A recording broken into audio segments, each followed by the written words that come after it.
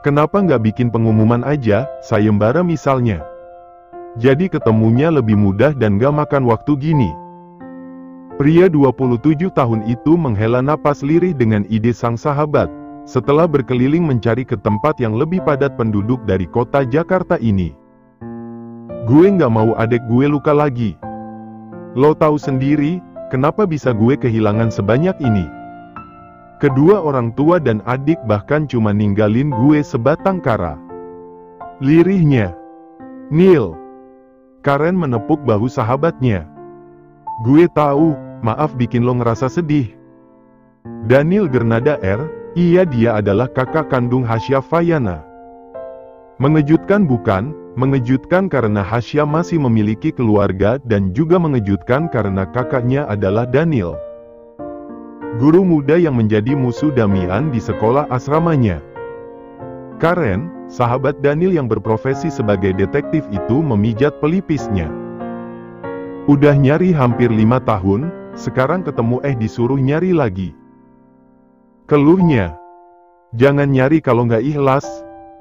Kesal Daniel, melempar bantal sofa rumahnya. Gue ikhlas ya ampun, cuma lelah doang. Kaleng-kaleng aja, 5 tahun loh Neil. Katanya, membuka lebar jarinya membentuk 5. Makanya gue ngusulin gitu. Daniel terdiam, dia hanya menghela napas dengan beban pikiran yang makin menumpuk. Dari pekerjaannya sebagai guru, sebagai pemimpin restoran yang sekarang sudah memiliki 10 cabang di Jakarta dan mencari adiknya. Atau lo coba cari di sekolahan negeri dulu, kalau nggak salah umurnya mungkin sekarang 16 atau 17 tahun. Ide Karen yang bisa dia terima. Gue coba, tapi sekarang istirahat dulu. Makanannya bentar lagi sampai.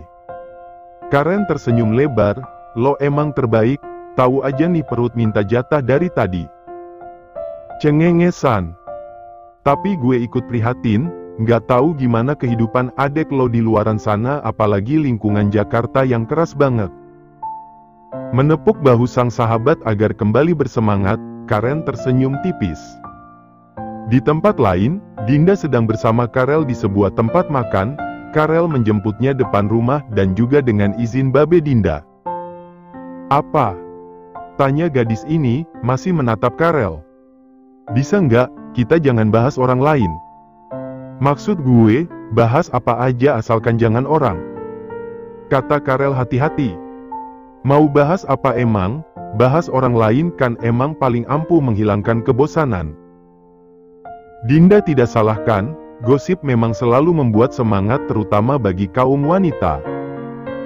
Maksud gue tuh, kita bahas yang lain aja. Atau bahas tentang kita. Dinda terdiam, bahas tentang kita. Maksudnya antara dia dan Karel? What? Kecepatan nggak sih? Dinda belum siap, dia masih malu-malu loh. Karel sendiri meringis pelan, salah banget nih dia. Bukannya buka topik pembicaraan malah buka kecanggungan di antara mereka. Nggak tidur lagi. Karen menghela napas, antara kasihan dan ingin mengatainya bego. Daniel ini. Dia tidak bisa berkata-kata lagi. Lo cari seharian, semalaman sampai tidur aja nggak ada waktu. Ini sih lo lagi rencana bunuh diri sebelum ketemu adek lo. Karen emosi, tapi bagaimana lagi? Nih orang setan banget kalau dibilangin. Ceka diem. Daniel menyembunyikan wajah mengantuknya yang terkulur kantung mata besar, dia malas berdebat. Makan, mau sampai kapan lo nyiksa diri kayak orang gila gini? Nanti, gue mau tidur sebentar. Lagi dan lagi, helaan napas lelah Karen terdengar. Boleh tidak? Dia memasak saja Daniel agar matang saking gemasnya dia dengan pola pikir sahabatnya yang katanya jenius ini. Makan sedikit abis itu tidur, dikira cuma otak sama mata yang butuh istirahat, itu juga perut lo. Daniel mendengus, dengan terpaksa dia bangun dari rebahannya yang nyaman.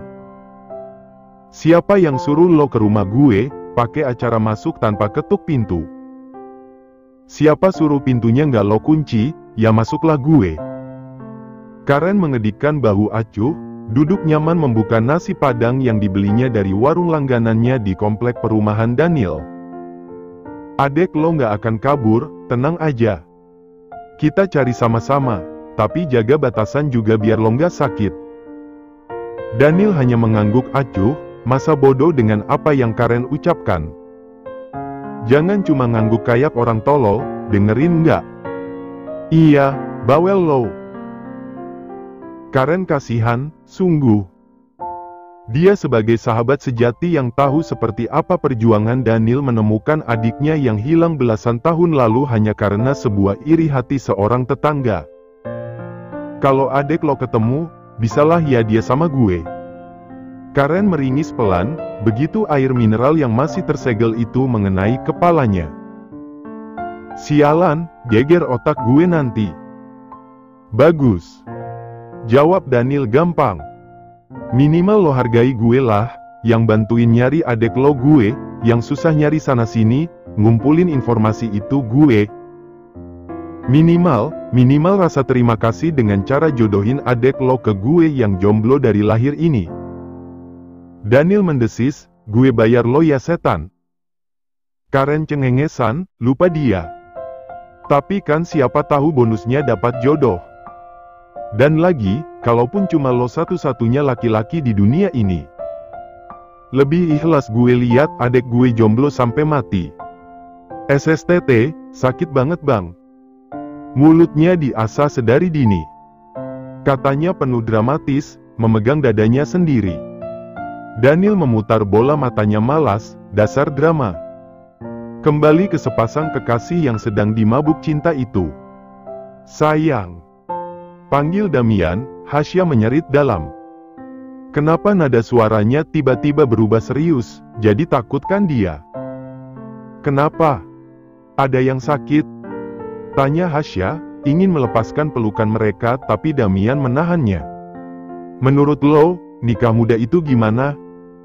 Hasya terdiam, kenapa menanyakan perihal nikah muda? Ada yang salah, atau Damian berencana nikah muda tapi dengan siapa? "Kenapa diem? Ayo jawab," kata Damian, menunggu jawaban Hasya. "Nggak tahu, kan nggak pernah nikah muda." Balasnya benar tapi salah, konsepnya kan nggak begitu neng. Hasya gelis. "Oh jadi harus nikah muda dulu baru tahu jawabannya?" Hasya mengangguk polos, senyumannya mengembang sempurna membuat Damian salah paham. "Setelah gue lulus, ayo nikah," ajaknya, mendapatkan cubitan kasih sayang dari gadisnya ini. "Sembarangan kalau ngomong." Damian mengerucutkan bibirnya, salahnya apa coba? Kan bertanya, Hasya tidak tahu jawabannya karena tidak pernah mengalami. Ya Damian ajak biar gadis ini tahu yang namanya nikah muda. Besok paginya, Hasya terbangun sedikit terlambat membuat Hasya dengan cepat membersihkan diri tanpa melakukan pekerjaannya di kamar Damian karena dia pikir bisa dikerjakan nanti sepulang sekolah. Hasya menunggu di parkiran biasa tempat Damian memarkirkan motor besarnya, hampir 10 menit lamanya. Hasya duduk di sini, menunggu laki-laki itu muncul. Pak Katro yang akan masuk ke dapur untuk sarapan menatap Hasya dengan kening menyerit dalam, menghampiri gadis itu yang duduk dengan kepala tertunduk. "Neng, kok belum berangkat sekolah?" Hasya mendonggak, berdiri saat Pak Katro semakin dekat. "Nunggu tuan muda, tapi belum kelihatan juga." "Loh, tuan muda udah berangkat pagi-pagi tadi," katanya. Hasya terkejut, Damian meninggalkannya. Untuk pertama kalinya laki-laki itu meninggalkan Hasya. "Tuan muda udah berangkat sekolah?" Pak Katro mengangguk, "Bapak kira Neng Hasya nggak sekolah, kaget juga tadi lihat tuan muda berangkat sendiri." Hasya tersenyum tipis, berpamitan pada Pak Katro untuk berangkat sekolah. Lari, Hasya dikejar waktu. Angkot mana yang masih ada sampai sekarang, Damian juga. Kenapa dia tidak memberitahunya kalau sudah berangkat sekolah? Kan Hasya tidak perlu seperti orang bodoh yang diam menunggu. Anehnya lagi, motor besar pemuda itu masih terparkir rapi di parkiran. Lalu, menggunakan apa Damian pergi ke sekolahnya? Dengan napas tak beraturan, Hasya sampai di tempat biasa angkot selalu mangkal. "Ini ke sekolah antar bangsa?" tanyanya. Si kernet mengangguk, "Iya Neng, cepetan keburu diambil orang tempatnya." Hasya mendesah lega, memasuki angkot yang ternyata sudah penuh dan hanya meninggalkan satu tempat duduk kecil. "Permisi," katanya, duduk di paling pojok. Hasya mengambil handphone di tas sekolahnya, menatap pesan atau panggilan yang tidak ada nama Damian. Lalu, kenapa meninggalkannya begitu saja tanpa pemberitahuan? Mendesah lirih lagi, Hasya harap Damian baik-baik saja. Apa ada masalah? Perasaan kemarin mereka happy-happy saja menghabiskan waktu minggu mereka. Damian juga tidak kelihatan aneh. Kembali ke rumah besar ini lagi, ternyata Damian tidak sekolah. Laki-laki itu sengaja bersembunyi di kamarnya, menatap dari balkon kamar di mana Hasya yang berlari ke gerbang.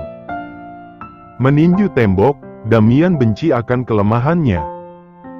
Menatap Hasya yang sepertinya kaget saat Pak Katro bilang dia sudah berangkat sekolah duluan, padahal itu hanya akal-akalannya saja menyuruh Pak Katro berbohong.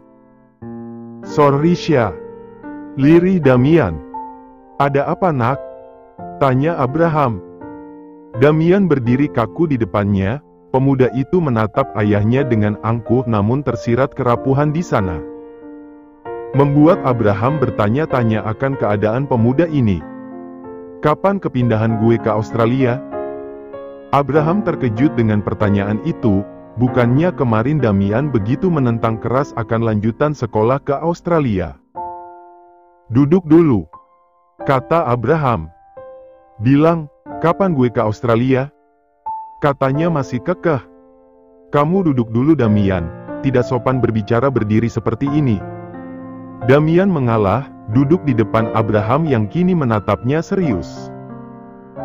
"Kamu bilang tidak ingin hidupmu dicampuri, tapi kenapa mendadak setuju dengan perkuliahan ke Australia?" tanyanya. "Salah kalau mau." Abraham menggeleng cepat, "Keputusan kamu sangat tiba-tiba, karena kemarin kamu sangat menentangnya." Damian membuang pandang, tidak ingin menatap Abraham lagi. Kalau tidak, dia akan kebablasan. "Katakan yang sebenarnya, ada apa?" tanyanya, namun Damian hanya diam. "Kamu tidak memikirkan Hasya, bukankah kalian sangat dekat?" Lanjutnya lagi, dan kali ini berhasil memancing pemuda ini. "Tidak ada hubungan," katanya tegas. "Papa tahu Damian, kamu menyukai Hasya. Jadi katakan sebenarnya, kamu tidak mungkin meninggalkan Hasya di saat kamu sendiri sangat berjuang untuk gadis itu." Kembali Damian bungkam membuat Abraham kesulitan sendiri, mencari tahu yang sebenarnya. "Dia menghubungimu?" tanyanya, hanya itu yang bisa Abraham curigakan. "Katakan, apa yang dia lakukan kali ini?" Diamnya Damian, Abraham anggap iya. "Katakan Damian, apa yang dia katakan padamu?" bentaknya habis kesabaran. Damian tidak terkejut, dengan malas laki-laki ini memberikan handphonenya. Abraham melotot terkejut, sialan. Berani sekali Sarah itu, mengirimkan hal tak senonoh pada putranya. "Diam di rumah, papa beri dia pelajaran," ucapnya bangkit dari kursi duduknya. Wajah Abraham memerah padam, dengan sorot mata tajam. Kemarahannya sudah di puncak. "Dia dilindungi kakek," ucap Damian dengan suara keras. Langkah Abraham terhenti, Damian sendiri kembali melanjutkan kalimatnya. "Semuanya ada di tangan kakek, kita tidak bisa melakukan apa-apa lagi Pak." "Bisa, kamu diam di sini. Biarkan papa yang mengurusnya." Damian diam, menatap langkah tegas pria itu yang keluar dari ruangan kerjanya. Beberapa saat, suara mesin mobil terdengar menjauh. Mendesah lirih, Damian menatap kembali handphonenya yang tergeletak begitu saja di meja kerja Abraham. Kalau kata orang, Sarah ini adalah definisi wanita tidak tahu diri. Bagaimana tidak, Meski sudah terlepas dari ikatan bersama Abraham, hidupnya tidak kekurangan apapun meski tidak bekerja. Itu semua tidak lain karena peran dari ayahnya, yang membuat dia bisa berleha-leha tanpa memikirkan beban uang. Ah, kau bodoh! Bagaimana kalau kuku kakiku patah? Bentaknya.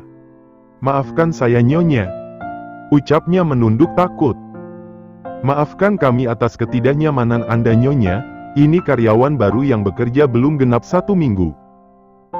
Sarah mendengus, ganti, jangan sampai karena keteledoran kalian membuat saya tidak menggunakan tempat ini lagi. Baik nyonya. Tidak boleh, Sarah adalah pelanggan tetap yang tidak pernah menghitung pengeluarannya di salon mereka.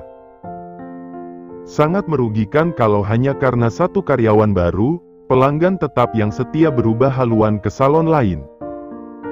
Pergi, panggil Winda menggantikanmu. Karyawan baru itu benar-benar pergi, melihat manajernya yang menegur dengan sedikit kasar. Sekali lagi maafkan saya atas ketidaknyamanan Anda nyonya Sarah. Sarah hanya mengangguk acuh, sibuk dengan majalah fashion di tangannya. Tapi belum 1 menit ketenangan itu, suara pintu terbuka kasar membuat mereka yang berada di sini terkejut. Abraham. Bisiknya lirih, menatap mantan suami sekaligus pria yang sangat dia cintai itu. Keluar. Bentaknya, pada semua pekerja termasuk manajer salon ini. Tuan, maaf tapi apa? Kau ingin lihat namamu dalam daftar hitam pekerjaan di negara ini? Manajer tersebut undur diri, dia tahu siapa Abraham. Pria matang yang memiliki 1 anak laki-laki dan pelanggan tetapnya ini adalah mantan istrinya itu. Kurang ajar kamu. Abraham tidak bisa bersabar lagi, sudah ribuan kali kesempatan yang dia berikan pada wanita ular ini. Tapi apa, semuanya sia-sia. Melangkah maju semakin dekat ke arah Sarah, tangannya terkulur mencekik wanita tidak tahu diri ini. Terlihat Sarah yang sok akan keberaniannya, karena selama ini Abraham tidak pernah main tangan meski kejadian dulu membuatnya marah besar. Sudah kubilang jangan ganggu putraku lagi Jaleng. Bentak Abraham kasar, melempar tubuh Sarah yang seperti cacing kepanasan meraup udara sebanyak yang dia bisa. Apa maksudmu, datang-datang dengan kemarahan dan mengataiku Jaleng? Kau memang pantas. Wajah Abraham memerah padam, rasa ingin membunuh Sarah semakin besar. Untuk apa mengirimi putraku hal menjikan seperti itu, kalau tidak Jaleng lalu apa? Karena hanya Jaleng yang menjajarkan tubuh busuknya di hadapan laki-laki tanpa tahu malu. Tadinya, Sarah tidak ambil pusing. Tapi mendengar Abraham yang menghinanya tanpa batas, membuat emosinya jadi ikut tersulut. Jaga bicaramu sialan, kalau aku Jaleng lalu kau pantas disebut apa? Suami tidak bertanggung jawab, suami gila perempuan di bawah umur, atau suami. Ucap Sarah terhenti begitu dengan mudahnya tangan besar Abraham menamparkannya keras. Itu karena kau, wanita sialan. Bentakan Abraham mengagetkan Sarah, baru kali ini dia melihat pria yang selama ini memenuhi hati dan pikirannya berteriak seperti tadi. Andai bukan karena pria tua bangka itu, kau sudah kubunuh dengan tanganku sendiri. Sarah tidak melihat hal lain selain keseriusan dari kedua netra Abraham, artinya memang benar Abraham begitu membencinya sampai ingin membuas teris nguhnya. Foto telanjang, kurang didikan. Tidak pantas orang sepertimu yang putraku panggil ibu. Sesak sekali, panggilan yang seharusnya diperuntukkan untuk Damiana malah menjadi milik Sarah. Jangan ganggu putraku lagi, kau mungkin tidak akan tahu bisa berbuat sejauh apa aku meskipun tua bangka itu melindungimu. Sarah masih terdiam, duduk bersimpu dengan menatap Abraham yang sangat dominan. Satu lagi, kalau sampai Damian tahu siapa kau sebenarnya. Tidak ada yang bisa memastikan, kau akan mati di tanganku atau di tangan Damian. Wajah Sarah yang cantik oleh make up dan bibir dipolesi lipstik merah mahalnya tidak berguna sama sekali untuk menutupi wajah pucatnya. Abraham sialan. Kesalnya, berteriak frustasi.